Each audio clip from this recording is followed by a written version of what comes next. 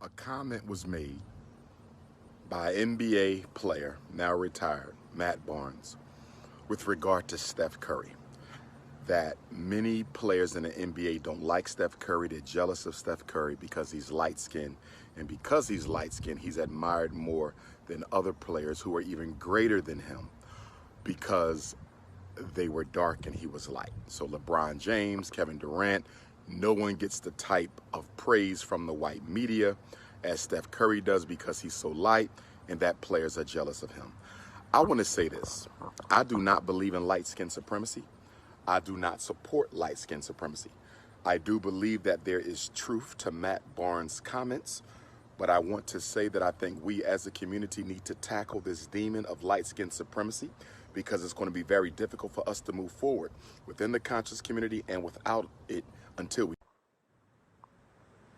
I have had to deal with criticism from brothers and sisters because I refuse to support dark skin supremacy or light skin supremacy. I have been attacked by sisters who feel as though I'm obligated to marry a dark-skinned woman as a way of validating the beauty of our darker-skinned sisters. I grew up in a family where light-skin supremacy existed on both sides of the family tree. My mother's mother, bless her soul, my grandmother Betty, was a light-skinned supremacist. My dad's mother, bless her soul, Grandma Ida, she was a light-skinned supremacist. There was light skin supremacy on both sides of my family tree. And I thank God that I was never affected by that. I always loved who I was. I've always embraced my melanin. And I would even argue that some of the resentment I get in the conscious community is because I am darker than many of the scholars in the conscious. I do not support or condone light skin supremacy at all. I love and embrace all Africans, whether they be light, bright, or blue, black, purple. You understand? Whether you look super light skinned, you still my brother. Whether you super chocolate, you still my sister. I don't make any differences or distinctions between skin tone. I love all black people, and I thank God that I was not affected by the light skin supremacy that I had to endure even within my family.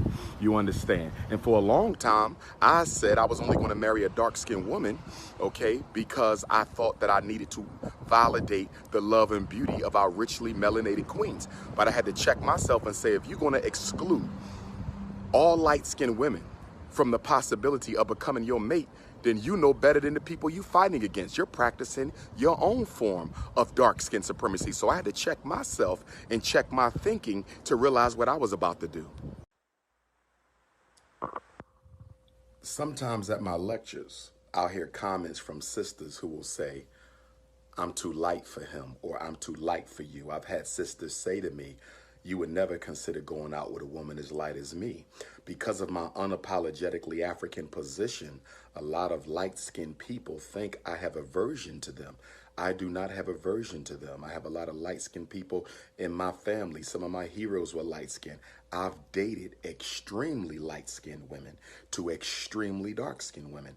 I don't have any issues like that. And I think one of the blessings that I bring to the table of consciousness is the fact that I don't lean towards one or the other. I am balanced. I can accept all of my people, but I can also say in the same breath that a lot of black people got light-skinned hang-ups and dark-skinned hang-ups. I've seen dark-skinned people walk in the room and light-skinned people cringe. I've seen light-skinned people walk in the room and dark-skinned people cringe. I think one of the reasons that it's going to be so difficult to get rid of light skin supremacy and dark skin supremacy in the black community is because black people who are infected with both of those diseases don't want to talk about it. Whenever this conversation comes up, you're quick to see people post things like, we need to stop talking about this. We need to get beyond this. Why are we bringing this up? It's because they're not comfortable talking about it, because either they are a light skin supremacist or either they are a dark skin supremacist. What problem do you know goes away because we stop talking about it? No problem goes away because we stop talking about it. But again, you have insecurity in both light and dark. You also have people who are responsible for perpetuating this type of mindset in both light and dark. Let's be honest. Where do our children learn that light skin is pretty and dark skin is ugly? They learn it from their parents. We are the hypocrites, not white people. We are the hypocrites.